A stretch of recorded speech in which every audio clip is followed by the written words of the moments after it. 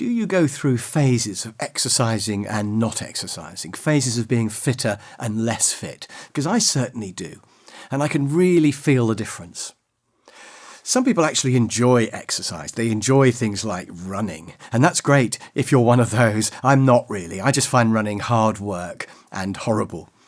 But I do find that the day after I've had some exercise, I feel better physically and also better mentally. Also, when I've managed to do some exercise, I find myself less resistant to doing it again. So the thing is to get into the cycle of doing exercise and wanting to do more, rather than the cycle of not doing any exercise and then not wanting to do any. So the first thing is to find some kind of exercise that you enjoy. Personally, I really enjoy cycling on a road. Cycling in the gym I hate, which is odd because it should be roughly the same, but I don't find it to be personally. I also like doing weights, which doesn't look like fun when you see people doing it. But if you've never tried weights, then I would certainly recommend that you try it. It just might be the thing for you. I think the biggest barrier to doing exercise is finding the time, or rather finding a convenient time and place in the day to do it. In the morning, I'm still half asleep and feeling feeble. Lunch is only a short time and I'm in my suit. And after work, I'm tired, I want my dinner. And in the winter, it's cold and dark outside. But, true though all these things are, it's really important to find a way around them. Can you get into the habit of doing a walk or a jog before breakfast? Or a quick trip to the gym at lunchtime? Or can you cycle to work? At least when the weather is good. In order to help you get more exercise, here are my top 6 tips. Number 1, do the exercise with someone else. Visit the gym at lunchtime together, go running together in the early morning or evening, maybe join a running group. Moral support helps hugely, and it makes it harder for you to decide not to bother.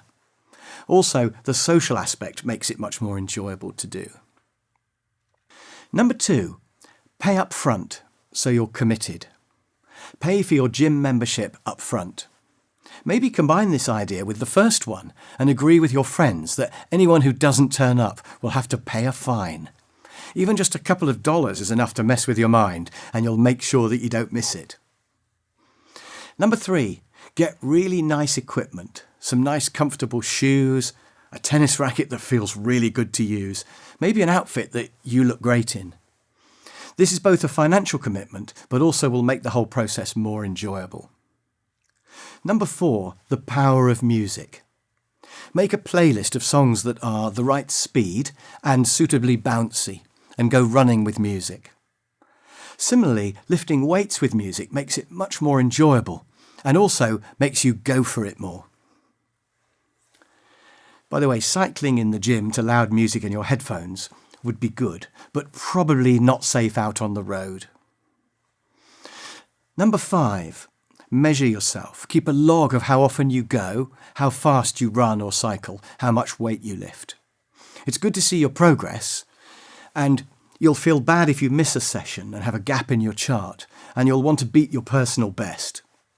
There are lots of apps you can use for this, with new ones coming out all the time that can track your route, your times along the way, your total energy expended, your heart rate, everything you might want to know. So if you're a record-keeping sort of person, you should definitely get one of those apps on your phone. And finally, number 6, try new forms of exercise. Racquetball is a really fun version of squash. And instead of tennis, you could try soft tennis or beach tennis or paddle. I think they're all different to each other. Also, I'd really recommend fencing, which is brilliant fun. The people who do it are always friendly, so you can just go along and try it. It's not expensive, and you don't have to be particularly fit or strong to enjoy it. And I mentioned weights already. If you haven't tried them, then again, do have a go, but get someone to show you how to do it correctly, and only with light ones to start with. So there we are. There are some thoughts about exercise. It's certainly an important part of overall happiness in life. And the question I'd like you to think about now is, however much exercise you already get, how can you get more into the routine of your daily life?